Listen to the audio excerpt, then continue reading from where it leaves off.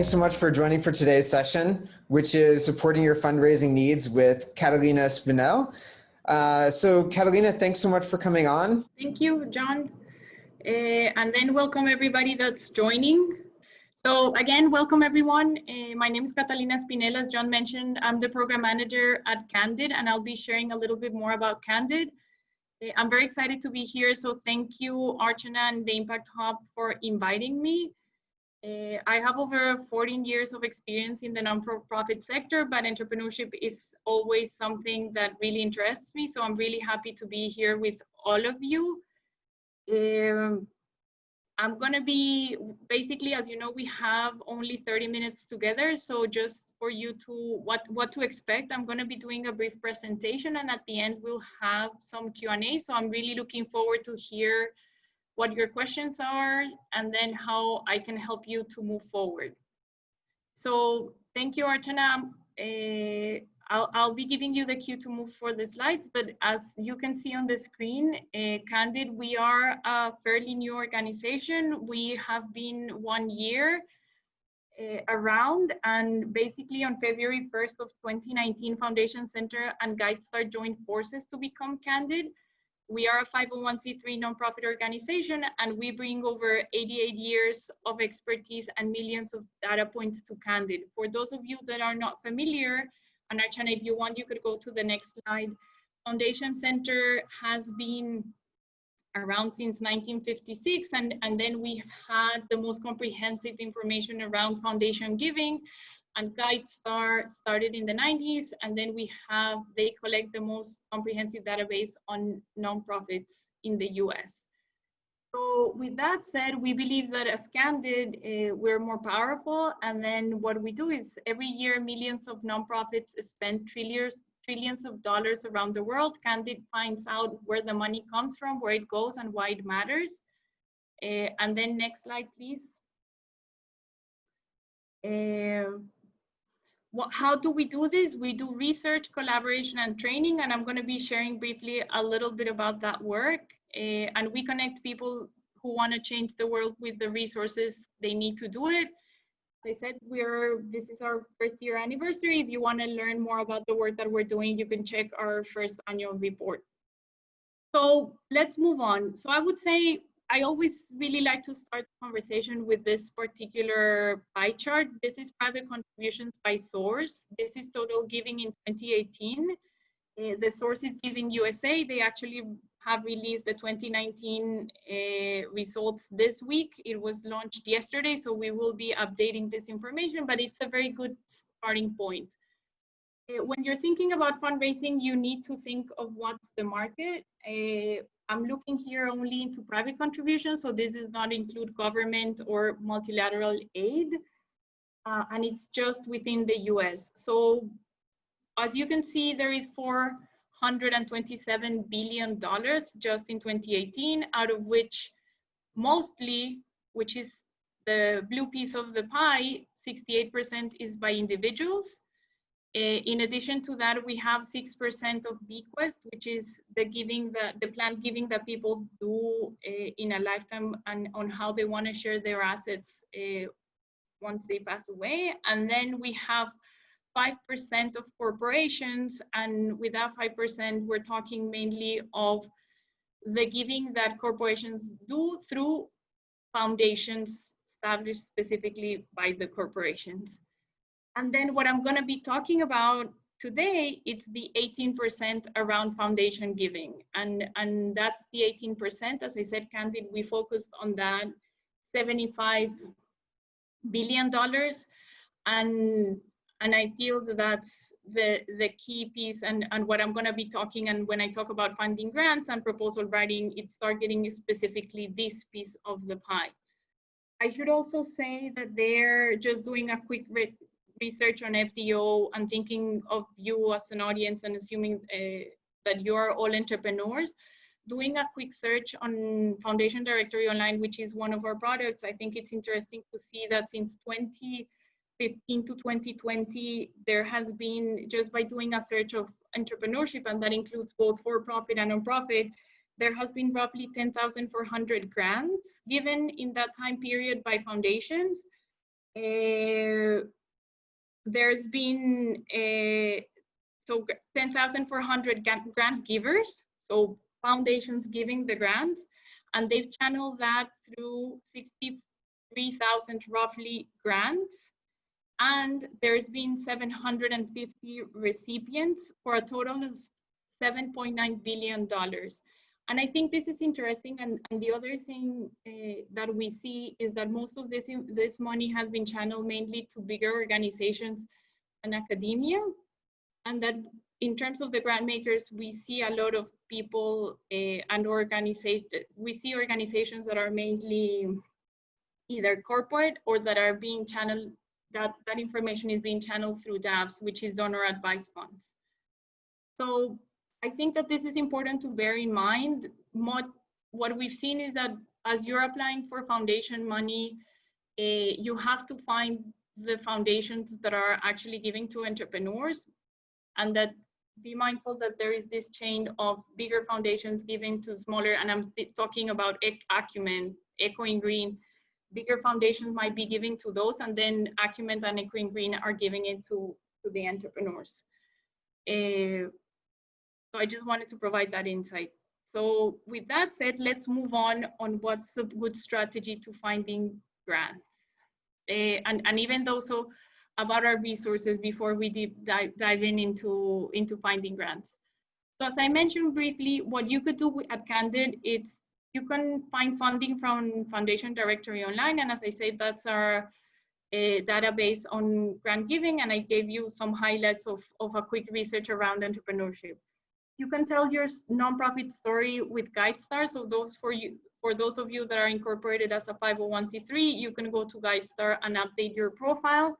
You can gain expertise and participate in training. We have grantspace.org, which is a very comprehensive, what we call our online library. We have trainings and resources to support you as you're doing your research on fundraising. We also provide networks with other local offices, with other local nonprofits. We have an office in Financial District, so we're very close by to the Impact Hub. And in other times, we were open to the public. So once we reopen, I look forward for any of you that wants to join us in our space, you can go there. And then we also have in-person trainings there. And then you can get hands-on help with fundraising search, both in our libraries. We have the Funding Information Network, and we have a 400 network of both libraries and NGOs throughout the US where you can access our resources. And then finally, you can explore issues. So with that said, next slide. So a couple of pointers as you're thinking of finding funding, key things that you should have in mind. It's first, prove that you're a credible nonprofit. Make sure that and you could do so either with your track record, with the people in your staff, that you have a 501c3 status, the programs that you've already done. So always make sure that you, not only that you can deliver, but then also that you have the capacity in terms of the amount of money that you're asking, that you're going to be able to channel that money. The second one is find the right fit. I feel that I couldn't stress that enough. There might be, we have in our FDO database 165,000 foundations, but then out of those you have to be the one, you have to find the one that works best for your specific needs, and you have to approach it as a partnership. So you have to figure out which one is aligned with your own mission, and then how you can work together. So spend time looking into that. Also, always focus on the funders' motivation and their interest, showing what's in for them. So make sure to articulate how that partnership is going to be beneficial for both sides. And then be prepared.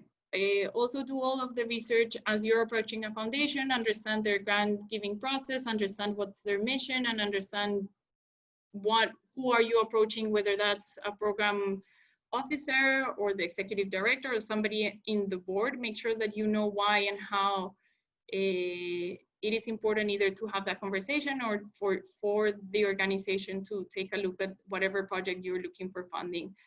I also included, we have a full course, it's free, around introduction to finding grants for those of you that are starting this journey. So if you're interested, you could register for a 1-hour course that would give you more insights into this. Next slide. And then, so once you find the grant and find that particular foundation or foundations that you want to apply, the most common way for you to get that funding, it's through an application process. Depending, we always say, if you know one foundation, you just know one foundation. Sometimes the initial approach is through a letter of inquiry or LOI.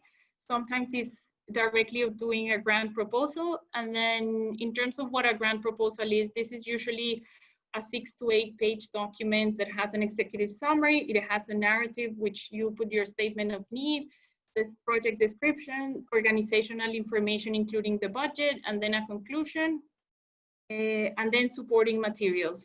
We always say, be very mindful to what the guidelines of the foundations are, and don't give more or less than what it is expected and what they are requesting. Similarly to finding grants, if you're more interested, if you are interested in to dig deeper into proposal writing, we have a free course coming up in July 8th, so you can register if that's something that you need and you find valuable. Next slide. And going back to the specific that we share issues, we have responded to the COVID-19 by creating a coronavirus pop-up page. There we have the most updated resources around both funding and RFPs. So if that's something that you're interested, you could look there. We also have a free webinar series around COVID-19 issues. We have the recording, so you can check that out. And then for those of you, whether yourself and or if you know individuals, we also have listing of emergency financial resources, more targeted towards individuals, artists, and nonprofits. We have that resource. And then also responding to, we have been at Candid committed around racial equity and social justice. Next slide. So we do have some resources that might be helpful for those of you starting this journey or interested in that topic.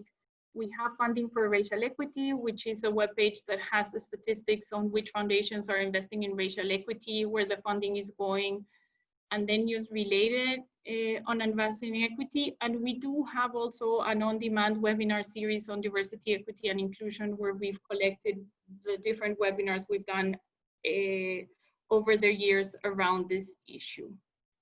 Next slide.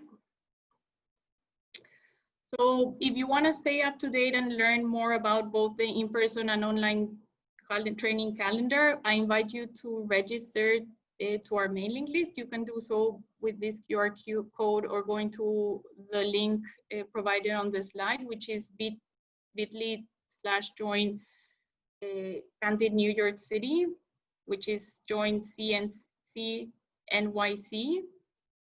And then lastly, feel free to reach out to me, next slide, and or the New York Learning Center. We have online librarians supporting the New York tri-state area, including New York, New Jersey, and Connecticut. So if you have any specific questions around accessing funding, please do reach out. And thank you very much. And I know that was a lot of information in just 16 minutes, but then I would love to hear if there's any other questions or how I can help you depending on what brought you here today. Yeah, so I'd like to just jump in with a quick question. Have you noticed that there's a difference in the kinds of funders who are entering the landscape? Have you noticed any specific trends within industries where there are new opportunities that hadn't been there before? So I would say we're still all learning. We do have, and I could share on the either now, I don't know if you have a mailing list, and I could share the article where we have the early findings that we have based on our data.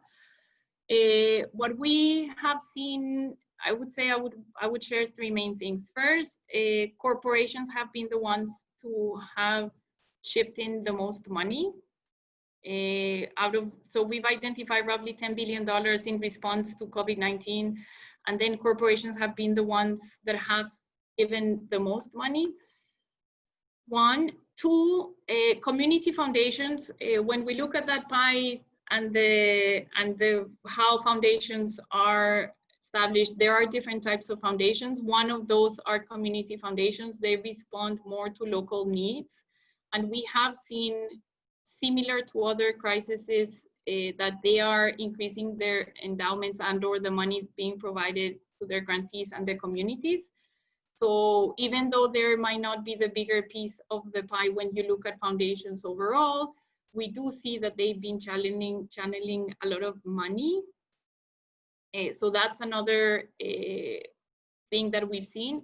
And then the other thing we have been seeing, and then the Council of Foundations has been spearheading this change of the non-for-profit sector and how grantees get the money. And then we've seen, last time I checked, and I know that that's already counting, more than 750 foundations across the US that have signed the pledge for funders to make it easier for organizations to apply to funding for nonprofits.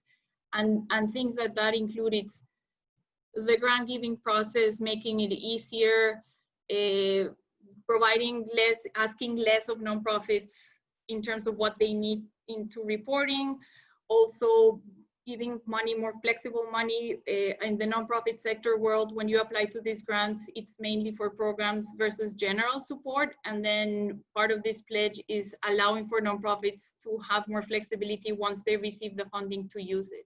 So I would say those are the three things, and I feel that they are all very hopeful in terms that we're moving as a sector into an easier place to navigate. So I'm positive about seeing those changes. Got it. And then also, many people from our community over the past have been able to be awarded grants, which they're very excited about. But the timelines for actually the grants paying out for the institutions is always varied. And do you sense that right now with the COVID-19 crisis that there's a fast tracking of funds and recognition that some of the institutions that will be supported by the grants actually need it, right away? So I would say that falls into what I was telling about the Council of Foundations pledge. Definitely there has been this idea of making the money flow faster.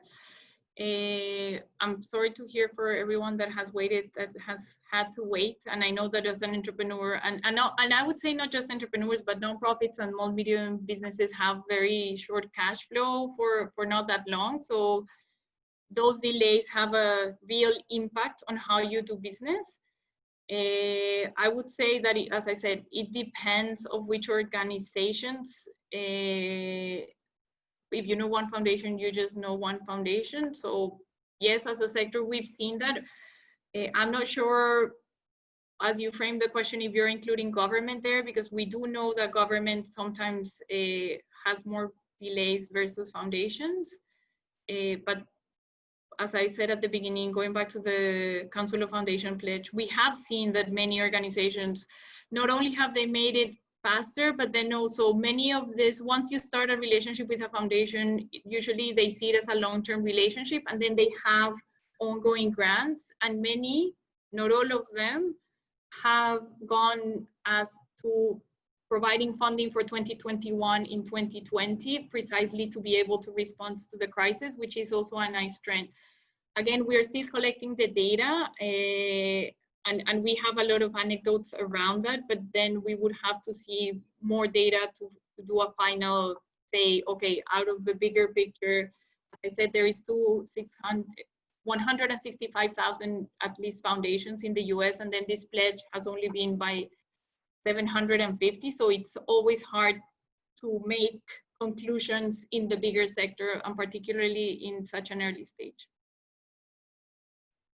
Got it. And so many of the organizations that follow us are young organizations. What kind of advice would you give someone who's just coming to it at the very beginning? So I would say, again, three things. So keep it in short, three messages. One, Start thinking in the long term and sustainability. We always say foundation money is slow money. And I say that because I didn't go into the grant making process, but just the fact that you have to research, determine the project, research, apply for the grant, and wait, that something could vary, something in between 6 months to a year and a half, depending on which foundation and how advanced you are in the process, and like nuance. Which as an entrepreneur, I'm mindful that you might not have that time now, but then you always have to, if it makes sense, depending on your mission, that you start thinking and planning ahead in the long run, what is the role that foundations are gonna have on your income strategy. So I would say that that's the first thing. And I know that you're juggling with many things, but then just be mindful of that foundation is low money. And if it, for whatever reason, it makes sense for you, start planning ahead. So when you're there, you're ready. And when I say you're there, the next thing is, as I was saying in the beginning, yes, there is money to, going back to the $7.9 billion that we've seen on grant making since 2015 to 2020. Yes, there is money, but many times it's channeled through other organizations. So also be mindful. I do feel the social sector is a very big space, and I do see that foundations might not be the most innovative, and or there's smaller ones that are supporting entrepreneurs. So just bear that in mind, and then connect to those intermediaries such as I was saying, Echo and Green, Acumen Fund, and or others that are supporting entrepreneurs in an early stage, whether that's idea or implementation the first 3 years. And then lastly, I do feel at Candid, and because we have a lot of nonprofits that are starting or entrepreneurs that connect to us. On Grant Space, we have the nonprofit assessment tool. It's a free resource, and it asks 75 questions, and then it links you to resources that includes marketing, collaboration, finances, staff, and then that would be also a good start. If you're in a very early stage, for you to start thinking and asking the right questions, are you there to start the process? And within that, I would emphasize collaboration. I feel as you're starting and you're testing your initial pilots, whether that's a program or a service, also try to map out who in your community or in your specific area is doing similar work. And given that you all have a particular value proposition, what is it that you're bringing to the space, and start creating those collaborations, because then that way it's another way of getting credibility, and then also getting access to funding early on if you do the right connections and the right collaboration early on. Wow, great. That's excellent advice. I just want to ask one more question, kind of building on that. With the resources that are coming up now for the COVID-19 crisis, is there any kind of framing or any area in particular that you think entrepreneurs and nonprofits should be looking at to match the opportunities? That's a very good question. So I would say,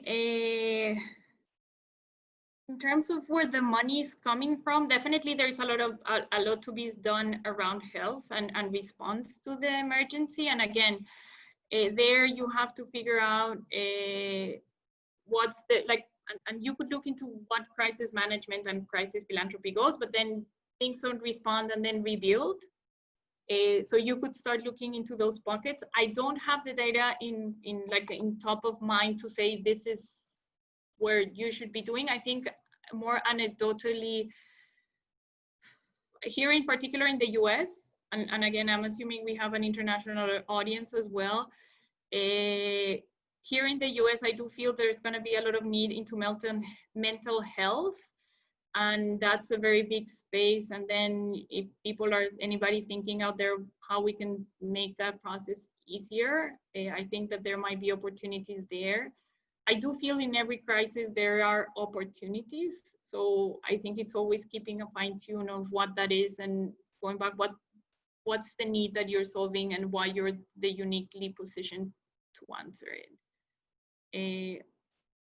Yeah. And if anybody has more specific nuance, I'm thinking something more, I can probably dig a little deeper and give you some specific insights, because it's such a broad space.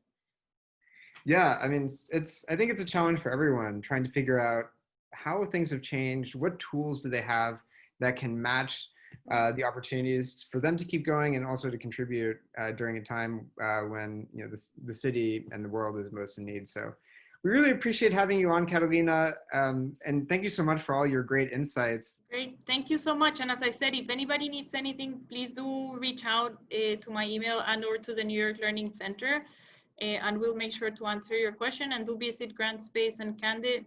Once again, John, Archana, thank you so much for having me, and have a good rest of the week. Thanks a lot. Bye.